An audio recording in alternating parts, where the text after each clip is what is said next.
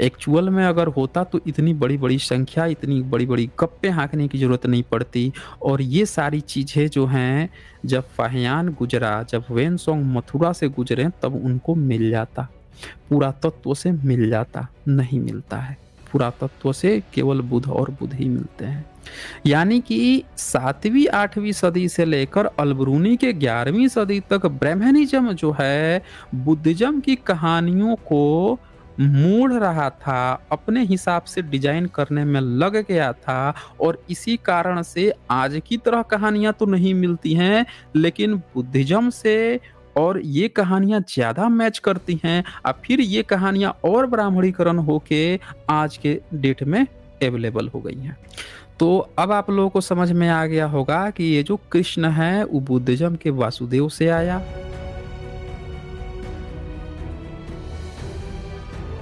नमस्कार दोस्तों, स्वागत है आप सभी का रैशनल डिबेट में। कृष्ण जन्माष्टमी मनाई जा रही है, पर क्या आपको पता है कि इस पर्व का कृष्ण से कुछ भी लेना देना नहीं है। ये वर्तमान में लोगों ने जबरदस्ती जोड़ दिया है। असल में 11वीं सदी में अलबरूनी आए थे। उन्होंने तमाम तरह के पर्वों का, त्योहारों का उल्लेख किया। एक खास बात उन्होंने बताई कि ये जो जन्माष्टमी है कृष्ण के साथ न जुड़ के सम्राट अशोक के साथ जुड़ी हुई है। इस अष्टमी के दिन सम्राट अशोक का पर्व मनाया जाता था और ये बात अलबरूनी लिख कर गए हैं। जरा सोचिए दोस्तों, पिछले 900 सालों में, 800 सालों में किस तरह से इतिहास बदल दिया गया। अचानक से सम्राट अशोक को गायब करके उसकी जगह पर कृष्ण को थोप दिया गया। अब जरा सोचिए कि जो लोग कृष्ण को अपना पुरखा मान रहे हैं, क्या वो सम्राट अशोक के वंशज हैं? क्या सम्राट अशोक को उसके पहले पुरखे मानते थे? क्योंकि इतिहास तो पूरा बदल दिया गया। तो ये एक बहुत बड़ा और भयंकर घोटाला हुआ है इतिहास में। दोस्तों, इस वीडियो को अंतिम तक देखिएगा। कृष्ण से जुड़ी हुई अलबरूनी ने और क्या क्या बातें कही हैं, इसमें डिटेल्स में बताया है। वीडियो को अंतिम तक देखिएगा, ज्यादा से ज्यादा शेयर कीजिए और लाइक करना कतई मत भूलिएगा। ये जो कृष्ण है ये बेसिकली था कौन? मतलब जो वासुदेव उस समय था, आज की डेट में कृष्ण कृष्ण बना दिया गया है, वो बुद्धिज्म का। अब इस पर पूरा एक चैप्टर लिखा है उसने, 47वां परिच्छेद वासुदेव और महाभारत के युद्ध पे। वो पूरा लड़ाई उड़ाई इनके बारे में पूरा, कि उसका जन्म कैसे हुआ, क्या हुआ, उसके बारे में पूरा डिटेल्स में उसने लिखा। तो वो क्या लिखता है कि कृष्ण का जन्म कैसे हुआ था। जब आप भागवत गीता पढ़ेंगे तो उसमें लिखा है कि ब्राह्मणों के ब्राह्मणवाद को बचाने के लिए कृष्ण का जन्म हुआ, जो पहला भाष्य है 8वीं सदी का शंकराचार्य का। लेकिन ये पता चलता है कि वो ब्राह्मणों के ब्राह्मणवाद को बचाने के लिए कृष्ण का जन्म हुआ। 8वीं सदी का जो शंकर भाष्य है 9वीं सदी का, उस पे ये लोग ये बताते हैं। पर वो 8वीं सदी का नहीं है, 13वीं 14वीं सदी में लिखा गया है, मध्वाचार्य के समय में। यहाँ पे 11वीं सदी का है और ये क्या कहता है? ये कहता है हिंदुओं के विश्वासानुसार इस प्रकार का एक दूत वासुदेव है, जो पिछली दफे मनुष्य के रूप में भेजा गया था और वासुदेव कहलाया था। वह समय पृथ्वी पर राक्षस बहुत ज्यादा थे और पृथ्वी उनके अत्याचार से परिपूर्ण थी। उनकी भारी संख्या को उठाने में असमर्थ पृथ्वी कह रही थी भैया हम इतने राक्षस नहीं उठा पाएंगे, भाई खत्म करो। तब कृष्ण का ये कहानी सुनाया गया था अलबरूनी को। तो असमर्थ होने के कारण वह डोलती और उसके चलने की तीव्रता से वह कांपने लगती थी। अब पृथ्वी हिलने डुलने लगती थी, भाई राक्षस बहुत ज्यादा हो गए हैं, पृथ्वी को हिलने डुलने लगती थी, प्रॉब्लम आ जाता है पृथ्वी को, है अपने सर के ऊपर लेकर चलती थी। तब मथुरा नगरी में उस समय के राजा कंस और भगनी के गर्भ से वसुदेव के यहाँ एक पुत्र उत्पन्न हुआ। अब ये सेम कहानी जो है ना, ये जातक कथा की कहानी है दोस्तों। यही कहानी डिटो इन्होंने उठा के छिप लिया है अपने में। ये बहुत ध्यान से समझिएगा दोस्तों। ये जो कहानी है कंस की, उपकंस की, और उसकी जो भगनी, उसके जो बच्चा पैदा हुआ वसुदेव, ये पूरा यहाँ कहीं कृष्ण नहीं लिखा है। इन्होंने यही कहानी उठा के डिट्टो जो है अपने किताबों में इन्होंने बाद में छेप लिया। तो इस किताब का नाम है बुद्धिज्म में घत जातक कथा। और यही कारण है कि मथुरा में जब खुदाई होती है तो कृष्ण का सबूत नहीं बुद्ध का मिलता है, क्योंकि बुद्धिज्म का हिस्सा है। याद रखिएगा दोस्तों, कड़ियों को आप जोड़ेंगे, किताबें आप सिंपली पढ़ेंगे तो कंफ्यूज हो जाएंगे।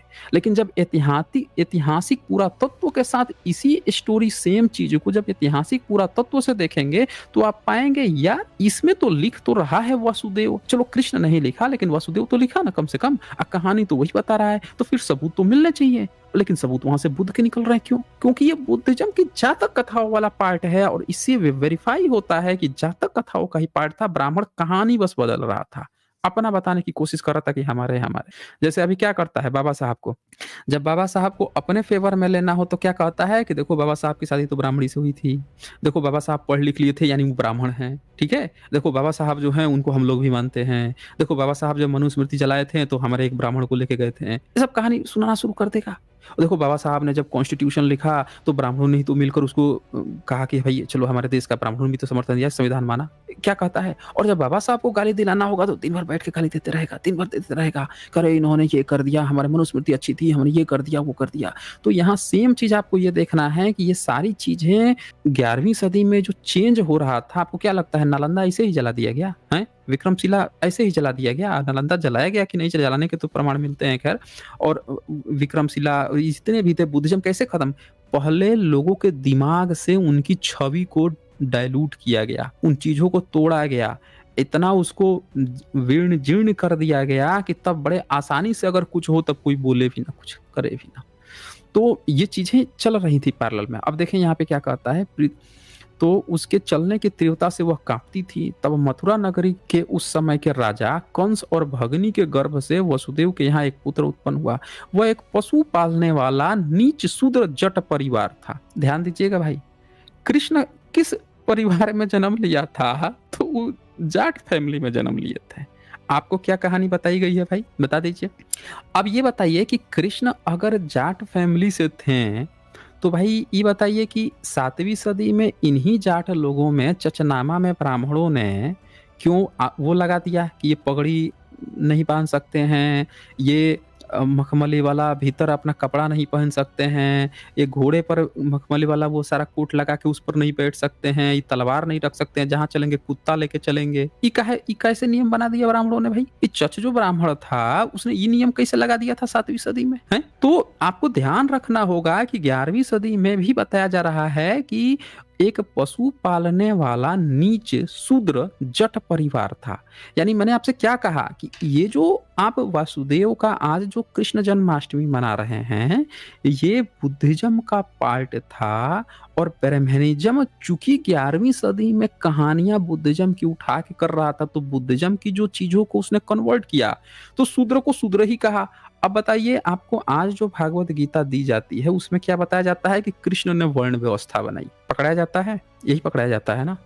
तो कृष्ण ने जब वर्ण व्यवस्था बनाई तो बता भाई, वो खुद ही शूद्र नीचे जट परिवार में कैसे था? है कोई व्यक्ति जो है आएगा तो सबसे पहले अपना स्टेटस सुधारता है ना, अपने घर का स्टेटस सुधारता है ना। तो इन्होंने कहानी पकड़ा दी, 5000 साल पहले कृष्ण थे, 5000 साल पहले से तुम्हारा कृष्ण के जो परिवार था, जातियां थी, शूद्र था, नीच था, जट था, उनकी स्थिति ही नहीं सुधरी और तुमने 7वीं सदी में ऊपर से रोक लगा दी है कृष्ण के वंशजों पे कि भाई तू तलवार नहीं रख सकता, तू ये नहीं कर सकता, तू ये कपड़ा नहीं पहन सकता। हमने आपसे क्या कहा? अभी तक आप देखे होंगे तो कहे होंगे अरे आज तो एसचे सर तो आज तो बता दिए कि कृष्ण 11वीं सदी में था भाई, वासुदेव 11वीं सदी में था। लेकिन हम आपको ये सारी चीजें, मैं क्या कहता हूँ आपसे, हिस्टोरिकल एक एक पॉइंट्स मैं आपको निकाल कर दिखाऊंगा और मैं आपको पूरे तथ्यों के साथ ये बताऊंगा कि दरअसल वहां पे है क्या, आपको समझा क्या दिया जाता है यहाँ पे। इसलिए इसकी अभी तक बात चल रही थी क्योंकि तब तक वो एक जिसको शूद्र कहते हैं उस परिवार से था। अब कृष्ण का यहाँ से पहले नाम बदला गया, वसुदेव को पहले कृष्ण बनाया गया और फिर धीरे से उसको छत्री बनाया गया। और फिर चूंकि ये नियम लाया गया कि इस महीने में जो व्रत रखेगा वो पशु उसको मिलेगा, तो पशु पालक जो वर्ग था उसने अपने को कृष्ण से अटैच धीरे धीरे करना शुरू कर दिया। अरे भाई यही तो कल्चर है, इसमें करते हैं तो हमको पशु मिलेगा, हमारा तो यही तो कारोबार ही है। धीरे से अपने को अटैच होते चला गया। तो हर एक चीज के ना यहाँ पे हैं चीजें। अब देखें इसके बाद से यहाँ पे कि ये जट परिवार से था। अब क्या कहता है, कंस ने अपनी भगनी के विवाह के, अब इसका नंद के साथ कनेक्शन जुड़ेगा ग्वाला परिवार से, देखें कैसे। और यही बात जो है आपको जातक कथाओं में भी मिलती है, लेकिन वो थोड़ी अलग ढंग से मिलती है, इसको थोड़ा सा यहाँ बदल दिया गया है। अब ये कहता है कि कंस ने अपनी भगनी के विवाह के समय एक आकाशवाणी सुना था कि मेरी मृत्यु इसके पुत्र के हाथ में होगी। ये बात भी जातक कथा में है। इसीलिए उसने मनुष्य नियत कर रखे थे ताकि जिस समय उसके कोई संतान उत्पन्न हो तो उसे उठाकर उसके पास ले आए और वह उसके सभी बच्चों को क्या लड़का क्या लड़की मार डालता था। लेकिन जातक कथा में है कि जैसे उसको पता चला कि लड़की हुई है तो वो छोड़ देता था। लड़की उसकी दासी को होती थी, ये अपना लड़का उसको देती थी, वो लड़की इसको दे देता था।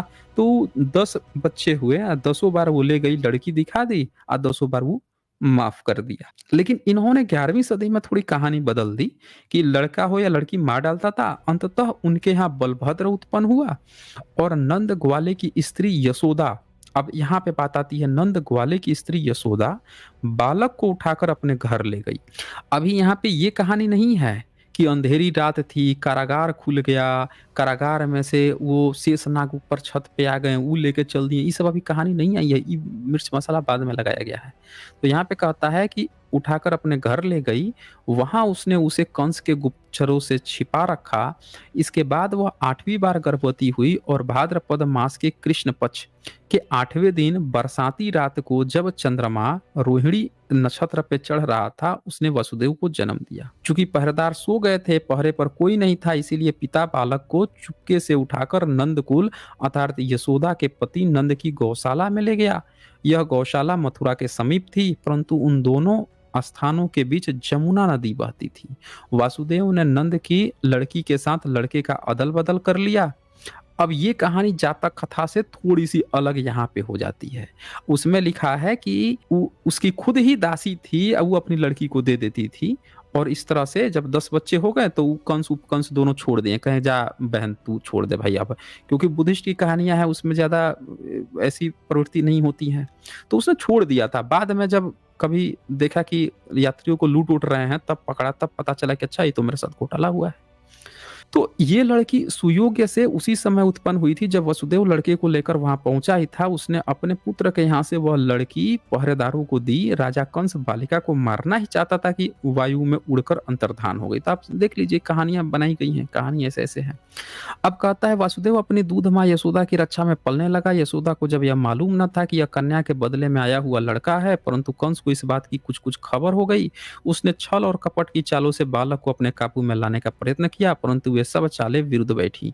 अंततः कंस ने उसके माता पिता से कहला भेजा कि उसे वासुदेव को मेरे सामने, देखें कृष्ण नहीं लिखता, हर जगह वासुदेव है, सामने कुश्ती लड़ने को भेजो। अब जातक कथा में ये बात है कि कुश्ती लड़ने जाता है वासुदेव अपने 10 भाइयों के साथ। अतः उसमें अर्जुन भी उसका भाई है और वो बलराम भी, बलदेव भी। अतः वासुदेव सबके साथ औद्धत्यपूर्ण बर्ताव करने लगा। रास्ते में एक सरोवर में कमलों की रक्षा के लिए उसकी मौसी ने एक सर्प नियत कर रखा था। वासुदेव ने उस सांप के नथनों में से लगाम की तरह एक रस्सी डाल दी। उससे उसकी मौसी बहुत अप्रसन्न हुई।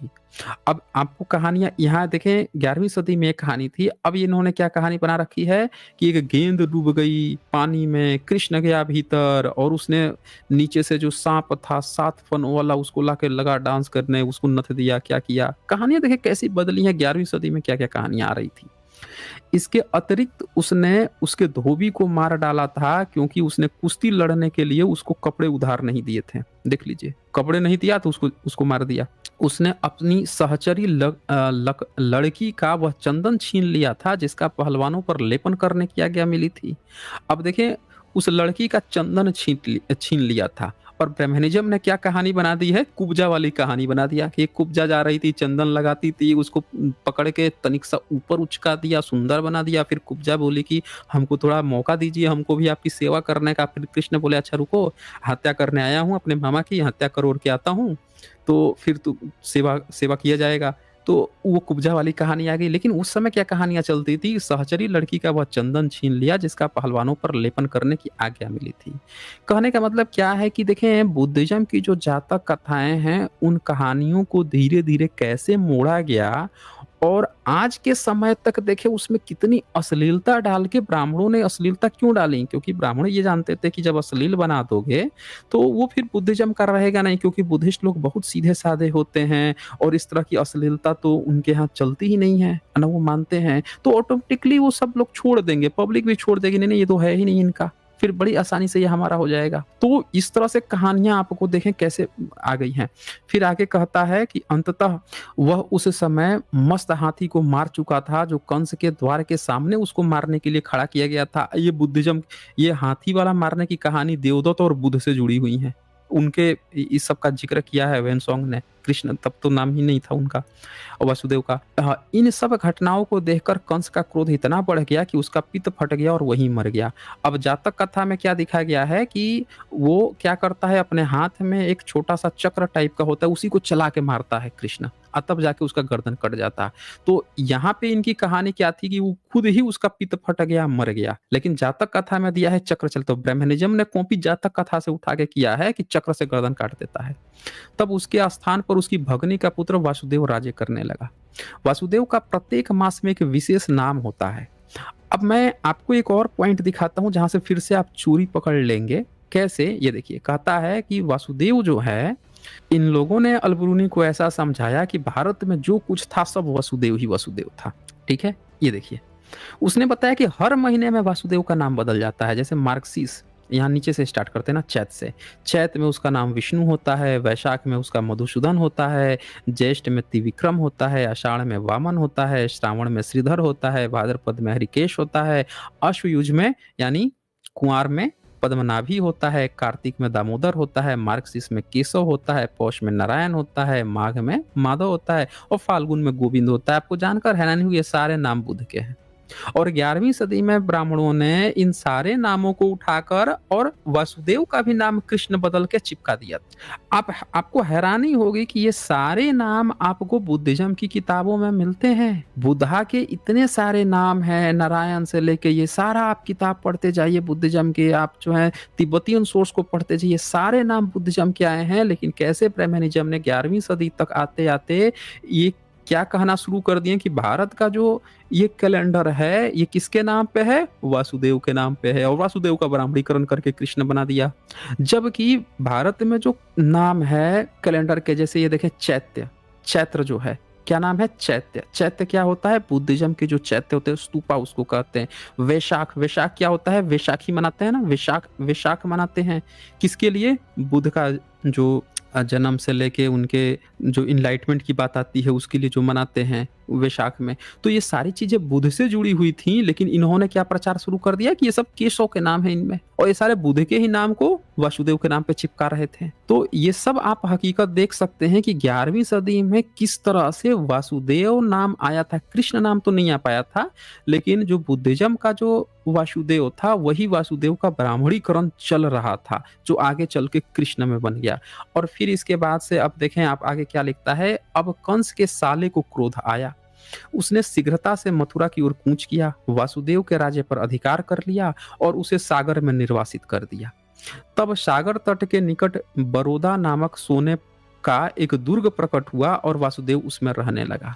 अब ये देख लीजिए आप ध्यान से, बरोदा नामक सोने का एक दुर्ग प्रकट हुआ, सोने का महल पैदा हो गया। मतलब आप देख लीजिए, इतने ये भगवान थे, इतने चतुर चालाक थे कि कंस का साला दौड़ा दिया कि तूने तो मार दिया मेरे जीजे को, रुक बेटा तुझे बताता हूँ। अब कृष्ण जो है मथुरा से भाग गए, वहां से रणछोड़दास नाम पड़ गया, यही ना समझा जाता आपको। तो ये कहानियां इन्होंने कर दी। अब फिर वहां पे एक सोने का वो पैदा हो गया, भाई महल पैदा हो गया। बताइए, कृष्ण जो है राजा बन गया, शूद्र, इस पे खुद लिखा है कि शूद्र परिवार से था। यानी कि वासुदेव शूद्र इसलिए कहा जा रहा है, जैसे मौर्य को ये लोग शूद्र इसलिए कहते हैं, भले ही सम्राट अशोक भारत के अब तक के इतिहास में इनके काल्पनिक देवी देवताओं की भी तुलना में सबसे बड़े सम्राट है, लेकिन उनको ये शूद्र कहता है, ये ध्यान रखिएगा। तो उसी तरह से वासुदेव को भी ये शूद्र इसलिए बता रहे हैं क्योंकि ये इसका नहीं था। अगर इनका अपना होता तो उसको शूद्र नहीं बताते। जैसे राम का यहाँ पे कहीं जिक्र नहीं आएगा, न रामनवमी का जिक्र आएगा, राम का तब नवमी के चर्चा भी नहीं आई थी। तो अगर वो भी पहले से होता तो उसको शूद्र बनाते, लेकिन उसको क्षत्रिय बनाते हैं, क्योंकि बाद में ब्राह्मणों ने बड़ा सोच साच से उसको डिजाइन किया। वासुदेव पहले से था तो उसको ये शूद्र में लेके गए, तब धीरे धीरे ब्राह्मणीकरण किए। राम भी पहले से था दशरथ जातक कथा में, लेकिन वो पूरी तरह बोधिसत्व था। तो ये चीजें आप यहाँ पे देख सकते हैं। फिर आगे आप कहानी कैसे गप है तो देखिए, कहता है उसकी 18 अछौड़ी सेना थी, लड़ाई होती है महाभारत की, 18 अछौड़ी सेना थी। और आप समझ जाएंगे कि ये कैसे गप है इसलिए आप तुरंत पकड़ लेंगे यहाँ पे ये पूरा लिख के गया है कि उसकी मौत कैसे हुई वासुदेव की, जातक कथा से पूरी तरह से ये कहता है कि यहाँ पे उसका केवल एक छोटा सा टुकड़ा बच रहा था जिसको रेतने वाले कारीगर ने तुच्छ समझ के छोड़ दिया, इसीलिए उसने वैसी ही वैसा पानी में फेंक दिया। उसे एक मछली निकल गई, वो मछली पकड़ी गई और कैवर्त को एक टुकड़ा उसके पेट में मिल गया। श्राप मिल गया था, तुम्हारा वंश परंपरा खत्म हो जाएगा। उसने समझा कि मेरे तीर से इसकी बहुत अच्छी नोक बनेगी। जब पूर्व निरूपित काल आया, वासुदेव सागर तट पर एक पेड़ के नीचे एक टांग दूसरी टांग पर रखे बैठा था। जातक कथा आप पढ़ेंगे तो उसमें पता आएगा कि वासुदेव के जितने भाई बंधु थे सब आपस में नदी किनारे आपस में लड़ाई कर लिए, खाना पीना खा पी के आपस में लड़ाई कर लिए, लड़ाई करके एक दूसरे को मार डाले सब। तो बस 2-3 लोग बच गए थे, वासुदेव, उसकी बहन बची थी और उसका भाई बलराम बचा था। जा रहे थे रास्ते में, यश बलराम को मार के खा गया। अब बचे देवकी और वासुदेव। तो देवकी कही कि वासुदेव तुम तो काफी गंभीर हो, बीमार हो, तुम इस पेड़ के नीचे बैठो, मैं कुछ खाना गांव से बगल से मांग के लाती हूँ। तब तक एक बहेलिया ने तीर मार दिया, इसके पैर में मर गया। तो सेम कहानी यहाँ भी है, बस थोड़ा सा बदल दिया उसने कि एक पेड़ के नीचे एक टांग पर दूसरी टांग करके बैठा था। केवर्त ने भूल से उसे मृग समझकर तीर मारा और उसके दाएं पैर को आहत कर दिया। यही घाव वासुदेव की मृत्यु का कारण हुआ। उसी समय अर्जुन का बायां पार्श्व और उसकी बाहें फड़कने लगी। जातक कथा में अर्जुन खुद कृष्ण का मतलब वासुदेव का भाई है। यहाँ पे इसने वो बता दिया कि इसके फुफेरा भाई है ये। अब उसके भाई सहदेव ने आज्ञा दी कि तुम किसी व्यक्ति का आलिंगन न करना, नहीं तो तुम्हारा सारा बल जाता रहेगा। और फिर अर्जुन जाता है, धनुष मंगवा के दे दिया, जाता है ये अर्जुन के मरने के बाद से वासुदेव ने उसे आज्ञा दी, मृत्यु के पश्चात मेरे शरीर को तथा मेरे नातेदारों और शरीरों को जला देना, मेरी स्त्रियों को दुर्ग में ले जाना। उसके बाद वो मर गया। तो ये अब यहाँ से आप सब देख सकते हैं कि ये यहाँ से सब लिखा है कि आपस में सब लड़ने लगे, कृष्ण का कैसे सब खत्म हो गया। फिर वासुदेव ने जो कुछ वासुदेव ने कहा था कृष्ण ने सब वैसा किया। वह स्त्रियों को ले जा रहा था, तब लुटेरों ने उस पर आक्रमण कर दिया, अकस्मात आक्रमण कर दिया। अब अर्जुन अपने धनुष को झुकाने में असमर्थ था। उसने अनुभव किया कि मेरी शक्ति जा रही है। तो धनुष जो ऊपर खड़ा किया था उसके नीचे जितनी स्त्रियां थी, कृष्ण की जितनी औरतें थी, बीबी थी, वही बच गई, बाकी को लुटेरे लूट गए। महाभारत का मौसल पर्व पढ़ेंगे तो वहां पे क्या किया है, लुटेरों को बता दिया है कि लुटेरे कौन थे, तो अहीर थे और आभीर थे। मतलब आप देखें इन लोगों ने जो बुद्धिज्म की जितनी कहानियां थी उसका ब्राह्मणीकरण करके कृष्ण को यादव बताया, लुटेरों को क्या बता दिया, अहिर बता दिया और आभीर बता के उनसी से कृष्ण की औरतों को लुटवा दिया। ये मौसल पर्व में मैं कई बार दिखा चुका हूँ। तो आप सबके सामने मैं दिखा रहा हूँ कि ये सारी कहानियां जो अलबरूनी ने उस समय लिखी थी उनका रूप कुछ अलग था, वो बुद्धिज्म से मैच कर रहा था। आज उसमें अश्लीलता, सती प्रथा, सारी चीजें जोड़ जोड़ के ब्राह्मणों ने अपना बुद्धिज्म की ही कहानियों को, ये कहते हैं ना मिलावट हो गई। दरअसल बुद्धिज्म की कहानियां प्लस मिलावट दैट इज इक्वल टू ब्राह्मणवाद की कहानियां। समझ रहे ना, मिलावट ब्राह्मणों ने करके ब्राह्मणवादी बना लिया, नहीं तो एक्चुअल में वो बुद्धिज्म का था। अब अछौड़ी की, अब आपको कैसे पता चलेगा कि कृष्ण सही में था कि नहीं था, तो देखो उसकी जो उसने चर्चा की है अछौड़ी सेना की। देखिए एक अछौड़ी में कितने होते हैं, कहता है एक अछौड़ी में 21,870 रथ होते हैं, 21,870 हाथी होते हैं, 65,610 सवार होते हैं और 1,09,350 प्यादे होते हैं। यानी 18 अगर अछौड़ी होगा तो 18 लाख से भी ज्यादा है, तो 20 लाख से भी ज्यादा पहुंच जाएंगे केवल सैनिक। और ये सब हाथी, रथ और सवार तो पता नहीं कितने हो गए। तो इससे ये पता चलता है कि जो अछौड़ी की संख्या जो बताया है उसने कि इतने लोग लड़े थे, ये बड़ी बड़ी संख्या तो लिख लिया था उन्होंने उस समय, लेकिन ये काल्पनिक कहानियां थी, एक्चुअल में नहीं थी। एक्चुअल में अगर होता तो इतनी बड़ी बड़ी संख्या, इतनी बड़ी बड़ी गप्पे हाँकने की जरूरत नहीं पड़ती। और ये सारी चीजें जो हैं जब फाहियान गुजरा, जब वेनसोंग मथुरा से गुजरे तब उनको मिल जाता, पुरातत्व से मिल जाता, नहीं मिलता है। पुरातत्व से केवल बुध और बुध ही मिलते हैं। यानी कि 7वीं 8वीं सदी से लेकर अलबरूनी के 11वीं सदी तक ब्रह्मनिज्म जो है बुद्धिज्म की कहानियों को मोड़ रहा था, अपने हिसाब से डिजाइन करने में लग गया था। और इसी कारण से आज की तरह कहानियां तो नहीं मिलती हैं, लेकिन बुद्धिज्म से और ये कहानियां ज्यादा मैच करती हैं। अब फिर ये कहानियां और ब्राह्मणीकरण होके आज के डेट में अवेलेबल हो गई हैं। तो अब आप लोगों को समझ में आ गया होगा कि ये जो कृष्ण है वो बुद्धिज्म के वासुदेव से आया, उसका जन्मदिन बुद्धिस्ट कैलेंडर से मनाया जा रहा है, यानी कि कृष्ण कोई 5000 7000 साल पहले कभी नहीं हुआ। ये एक काल्पनिक चरित्र है, जातक कथाओं का चरित्र है, और उसके नाम पर देखें ये कितनी बड़ी बड़ी गप्पे डाल दी गई हैं। इसी किताब में ये लिखा हुआ है कि थानेश्वर जो जगह है वो बुद्धिस्ट का था, और उसका फील्ड आज जाके देख के आइएगा, जहाँ ये जिसका नाम कुरुक्षेत्र अब कर दिए गए हैं। तो वो कुरुक्षेत्र बहुत छोटा जगह है, उस पर इतनी बड़ी बड़ी संख्या लड़ाई के लिए नहीं आ सकती है। काल्पनिक कहानी गढ़ी गई है। तो दोस्तों मैं बस आप लोगों को ये छोटी सी चीजें दिखाना चाहता था कि 11वीं सेंचुरी तक ये बात आ गई थी, लेकिन रामनवमी का जिक्र, राम की बर्थडे मनाने का जिक्र तब भी नहीं मिलता है। और ये बुद्धिज्म से मिला जुला चीजें हैं, उसकी कहानियों का ब्राह्मणाइजेशन हो रहा था। तो आज की डेट में जो ऐसा सोच रहे हैं कि कृष्ण कृष्ण और ये वो, उन सभी लोगों को मैं ओपन डिबेट इनविटेशन देता हूँ, चुनौती देता हूँ कि आप आ जाइए और आके कृष्ण का आप अस्तित्व साबित कर दे। जिस किसी को भी लगता है कि कृष्ण जो है 11वीं सदी से पहले, 7वीं से 11वीं के बीच का जो ट्रांजिशन है उससे पहले का कृष्ण है, जिनको भी ऐसा लगता है उनके मैं ओपन डिबेट चैलेंज देता हूँ, यहाँ सबूत दे दें। इस वीडियो को अंतिम तक देखने के लिए बहुत बहुत धन्यवाद। जल्द ही मिलते हैं एक नए वीडियो के साथ। बहुत बहुत शुक्रिया आप सभी का।